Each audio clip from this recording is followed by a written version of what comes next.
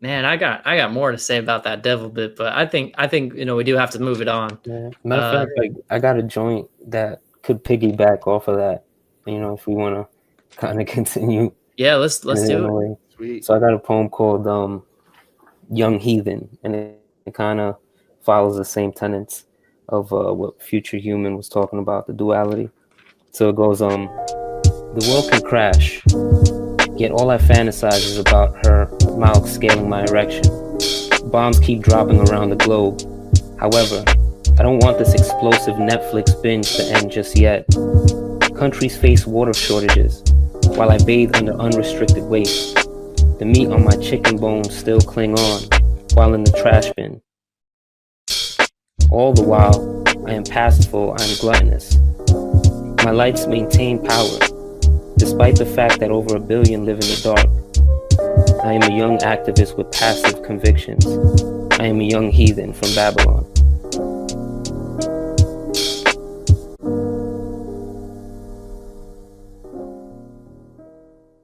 That's it. Right on. Oh, it's so good.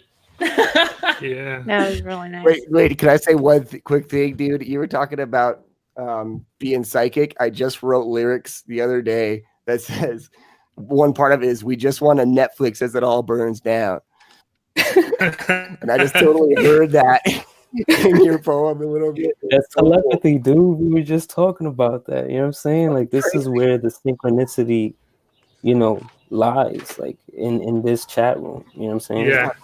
And this goes to this whole point. I think of both of you guys are hitting on different sides of it. Is we're like in this attention economy, and we have all these things like just like grabbing at our attention, and so much so that majority of us have forgotten, the power of our attention, the power of our own will, our power of our own thoughts, of power of our own creation, the power of our own will and stuff.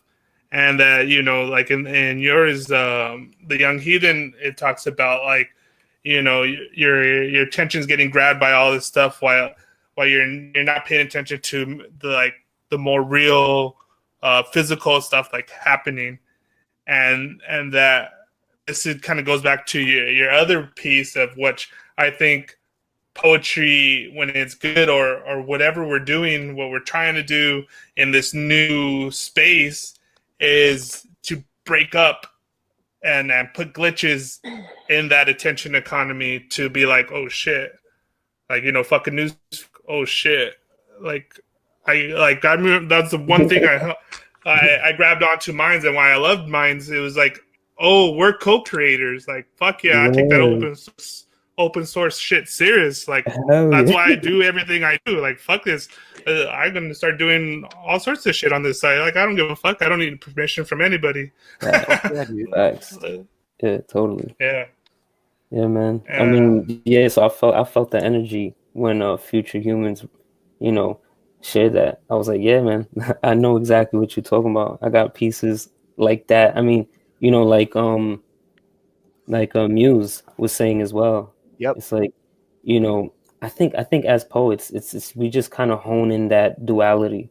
You know what I'm saying? Because it takes a special type of outcast to, dwell in there, have like introspection. And with introspection is duality, is a mirrored process.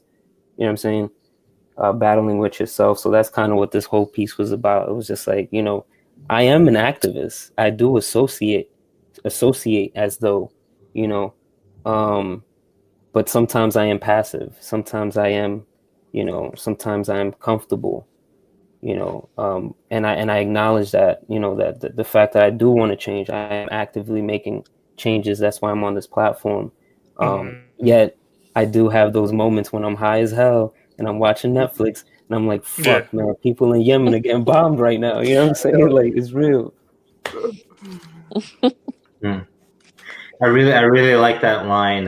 Like, I'm a young activist with passive convictions. I think that's my favorite little line. And it makes it like where it's located in the poem. It's towards it's a great sort of conclusion in it. It sheds a lot of light on all of the other lines. So you kind of, if you read back, if you start over and read the poem again with sort of that one line in mind, the second time you read it, it's just even stronger. Wow, that's dope. That's dope, man. And you know what's I think particularly strong about this whole kind of concept is that you say that I'm a young activist with passive convictions, and yet to be a poet and to remark that's not passive. That's putting out a message into the world. Yeah. You know, there's kind of a paradoxical quality to that kind of, I think, like makes it alive, in which you read that and you're like, yes, like there's like, you know, real resonance there in it, and it inspires you to action. But maybe it is, you know, maybe that's also part of our problem, is that, you know, we can do this. You know, you could be watching on Netflix about people bombing Yemen, but that isn't, you know, there's another step that needs to be taken. Right. Maybe, you know, maybe that's also part of the problem. I feel like this poem is almost like prosecuting our shortfalls here. Right. And one of the main ideas is it's like porn. Her mouth scaling my erection, which, by the way, is like the most. I mean, you know what I like about that? That kind of makes the penis a tower, which I think is just, you know, a wonderful. That line was beautiful. Yeah, you got my attention. I like that too. Yeah, you got my attention there. I mean, I've never read such a poetic description of a blowjob, for sure, and I mean that seriously. But, like, that's like a very technically like solid line. But like that's like the only way to like pull your attention away from the world crashing around you. You know. I know, it's just filled with like it just pulls it like away. That. Like, oh yeah, this is Armageddon, but like let's go like right here. Oh shit, yo, you know, I gotta be my own marketing team too. You know what I'm saying? Like, I gotta draw people in somehow. The devil and I. And sex sells. You know what I'm saying? Yeah, dude. Yeah. Dang. Yeah. So I feel like instant gratification is one of like the main kind of themes here with porn or Netflix, or, you know, but there's like these double entendres there that, like, you know, or not, I don't know if it's double entendres, but there's just like a lot more packed in there. It's not so straightforward. While I bathe under unrestricted waste, I thought was another excellent line of like just like the waste of, like, you know, plastics and, you know, this consumption, but at the same time you're just like this just like thing of shit just like falling down on you too. You know, you're able to capture both in one image. Are you a musician? Nah, man. It's like fucking great lyrics. Thanks, man. I'm just an artist, like everyone else, like all the people here. But you know, somehow I do feel like I found my own, you know, my own flow, my own sound. You know what I'm saying? Totally. Yeah, you know what? And you believe. I mean, before you came in, I was telling these guys like how much I admire your performance. Like, your performative ability is so good, and I think it speaks to this kind of conviction that you have, like this kind of integration you have with your own kind of you have with your own sound.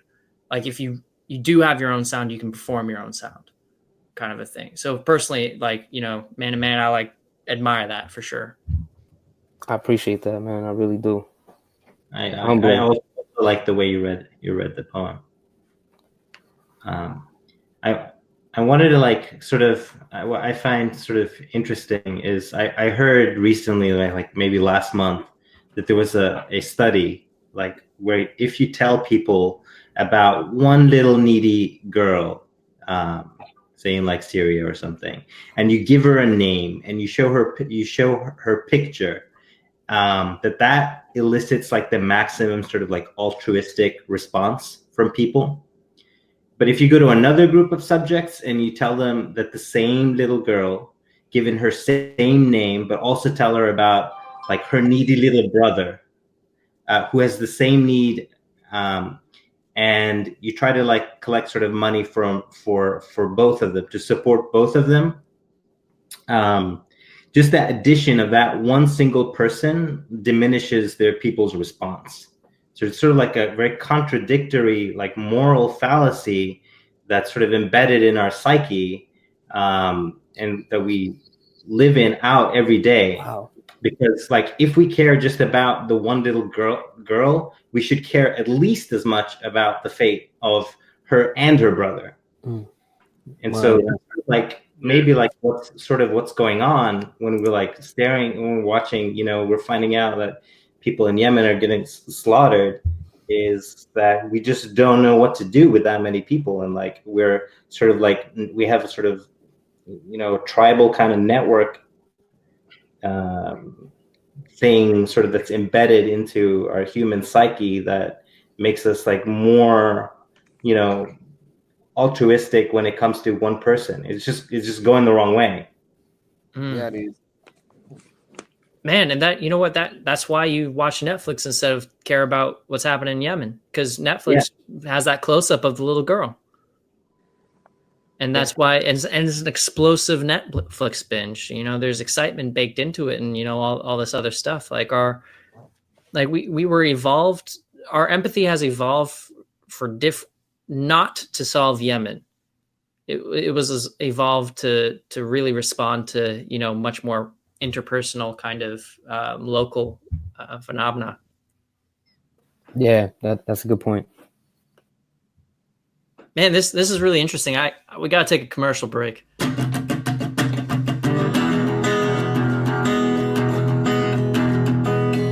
world can crash it all. I fantasize about is her mouth stealing my erection. Poems keep dropping around my globe. However, no, I don't want this explosive Netflix binge to end yet.